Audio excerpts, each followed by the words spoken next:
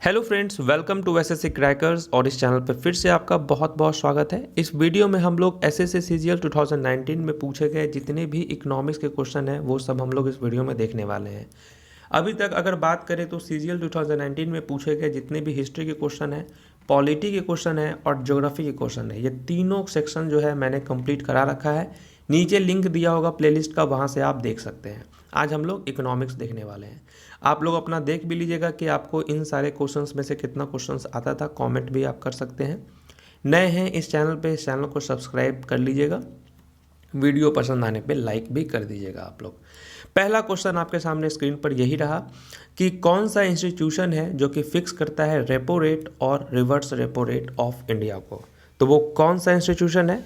तो वो है सेंट्रल बैंक ऑफ इंडिया, मतलब कि रिजर्व बैंक ऑफ इंडिया जो है ये आपका राइट आंसर हो जाएगा।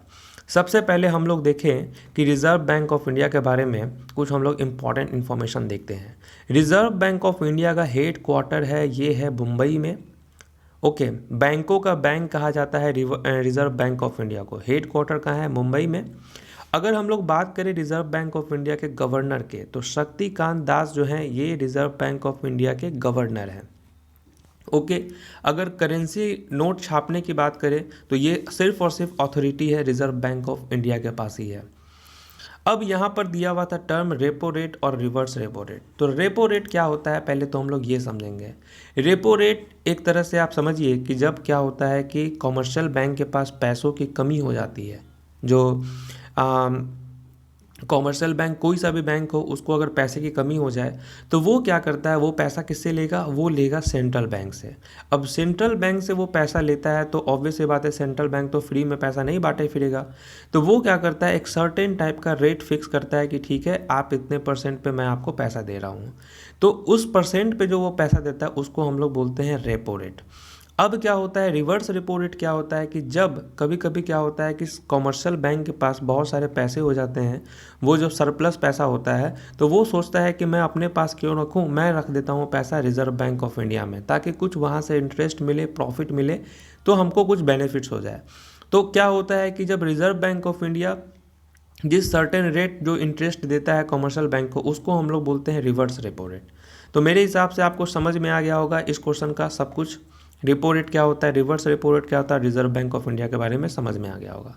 सेकेंड क्वेश्चन आपके एग्जाम में आया हुआ था कि जीएसटी के लिए जो है, जो जीएसटी लॉटरी प्राइस के लिए कितना जीएसटी जो है फिक्स किया गया था। तो 28% जो है इसका राइट आंसर हो जाता।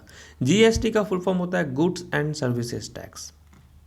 नेक्स्ट क्वेश्चन आपके स्क्रीन पे है कि अगर हम लोग इकोनॉमिक्स की बात करें तो all productive resources are owned and control by government of India. जितने भी रिसोर्सेज होते हैं, डिमांड, सप्लाई, ये सब का एक तरह से अगर बोले तो कंट्रोल जो करते हैं गवर्नमेंट, वैसे मार्केट को हम क्या कहते हैं? वैसे मार्केट को हम सोशलिस्ट मार्केट कहते हैं, समाजवादी मार्केट कहते हैं, जहाँ पर डिमांड के हिसाब से सप्लाई होना चाहिए। बहुत सारे ऐसे चीज़ें हैं जो कि सोशलिस्ट मार्केट के अंदर होता है, जहाँ पे गवर्नमेंट का इंटरफेरेंस बहुत ज़्यादा होता है। अगर हम लोग बात करें कैपिटलिस्ट मार्केट की, तो कैपिटलिस्ट मार्केट में क्या होता है कि यहाँ पर प्राइवेट जो फर्म्स होते हैं उन वो लोग जो है डिसाइड करते हैं, जहाँ पर डिमांड है, सप्लाई, ये सब की जो डिसीज़न होता है ये सब प्राइवेट जो फर्म्स होती हैं वो केवल वो डिसाइड करती हैं। यहाँ पर गवर्नमेंट का जो है इंटरफेरेंस बहुत कम होता है। ओके, अगर बात करें अमेरिका और बहुत सारे ऐसे वेस्टर्न कंट्रीज़ हैं जहाँ पर कैपिटलिस्ट इकोनॉमी ही चलता है। भारत की बात करें तो यहाँ तो सोशलिस्ट है। नेक्स्ट हम लोग बात करते हैं, नेक्स्ट क्वेश्चन आपके सामने स्क्रीन पर ये रहा कि जो इकोनॉमिक सर्वे होता है ये कौन सा इंस्टीट्यूशन पब्लिश करता है। तो इकोनॉमिक सर्वे कौन सा इंस्टीट्यूशन पब्लिश करता है? तो इस क्वेश्चन का राइट आंसर हो जाएगा आपका इस क्वेश्चन का राइट हो जाएगा मिनिस्ट्री ऑफ फाइनेंस जो है, ये आपका राइट आंसर हो जाएगा। Ministry of finance he economic survey जो है पब्लिश करता है। नेक्स्ट क्वेश्चन आपके स्क्रीन पर ये रहा। अब देखिए आ गया, private ownership of means of production is a feature of. तो प्राइवेट ओनरशिप का जो है इस तरफ का जो फीचर है इकोनॉमिक में, उसको हम लोग कैपिटलिस्ट कहते हैं। अभी मैंने बताया कैपिटलिस्ट इकोनॉमी ही हो जाता है जहाँ पर प्राइवेट फर्म्स का बहुत ज़्यादा बोलबाला होता है, गवर्नमेंट का बहुत कम इंटरफेरेंस होता है। जहाँ पर लगे उसको कि इस चीज़ में इन्वेस्टमेंट करने से हमको ज़्यादा प्रॉफिट मिलेगा तो वो वहाँ पर इन्वेस्टमेंट करता है। समझ गए? तो ये सब कैपिटलिस्ट इकोनॉमी का फीचर होता है। नेक्स्ट क्वेश्चन आपके सामने है कि नेशनलाइज्ड बैंक इनमें से कौन नहीं है। ठीक है, which of the following is not a nationalised bank. तो पंजाब नेशनल बैंक जो है ये आपका नेशनलाइज्ड बैंक है। Punjab and Sind bank, united bank of India. Nationalised bank क्या होता है? जिस बैंक में 50% से ज़्यादा अगर स्टेक जो है, शेयर जो है वो गवर्नमेंट का होता है, वो हम लोग नेशनलाइज्ड बैंक के रूप में हम लोग बोलते हैं। Okay, state bank of India नहीं होगा। नेक्स्ट क्वेश्चन आपके स्क्रीन पे ये रहा कि जॉन केन्स जो हैं ये बहुत बड़े जानकार है इकोनॉमिक्स के, बहुत सारे थ्योरीज इन्होंने दिया है।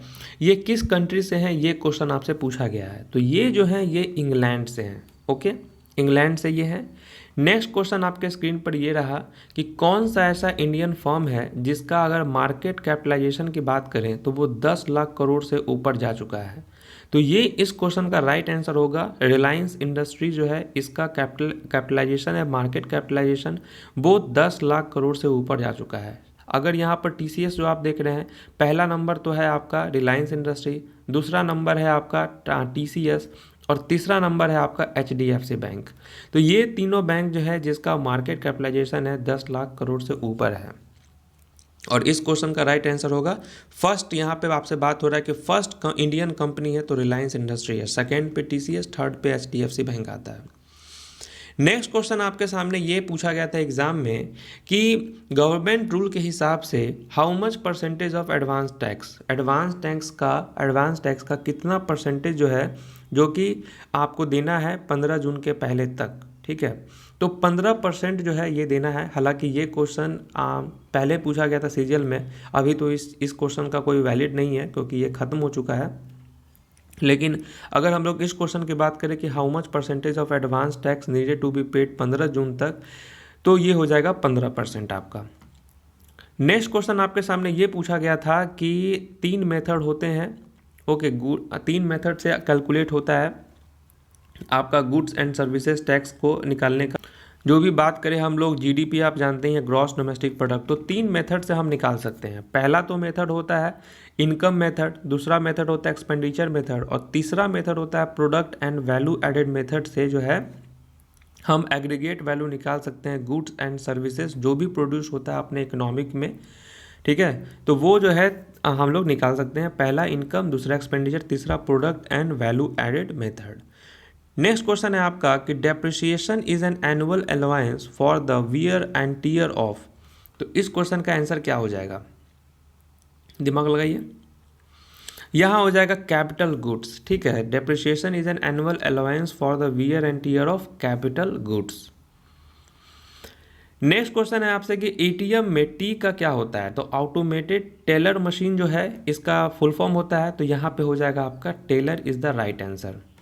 नेक्स्ट क्वेश्चन आपके स्क्रीन में आया था, एग्जाम में आया था और स्क्रीन पे क्वेश्चन है आपका कि यह सिचुएशन, एक ऐसा सिचुएशन जहां पर एक्सपेंडिचर ऑफ द गवर्नमेंट जो ज़्यादा हो जाता है इट्स रेवेन्यू, उसको हम क्या बोलते हैं।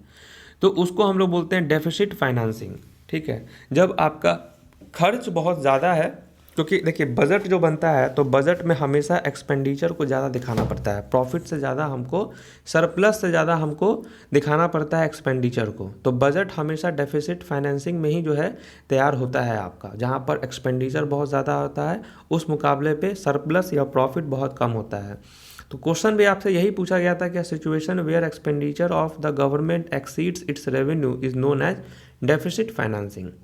नेक्स्ट क्वेश्चन आपके स्क्रीन पे है कि जीएनपी स्टैंड्स फॉर व्हाट। तो जीएनपी स्टैंड्स फॉर क्या होता है, तो GNP stands for gross national product जो है इसका राइट आंसर हो जाता है, gross national product.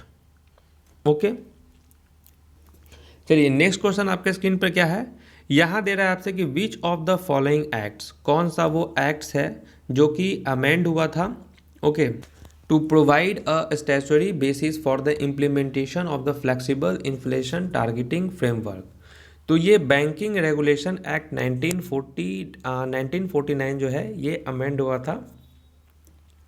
Next question आपके स्क्रीन पे ये रहा कि अंडर विच अमेंडमेंट, कौन सा अमेंडमेंट है और to the constitution of India जहाँ पर गुड्स एंड सर्विस टैक्स जो है इम्पोज किया गया। तो 101 ये अमेंडमेंट में ही ये इम्प्लीमेंट हुआ था, जहाँ पर गुड्स एंड सर्विस टैक्स को इम्पोज किया गया था 101वां।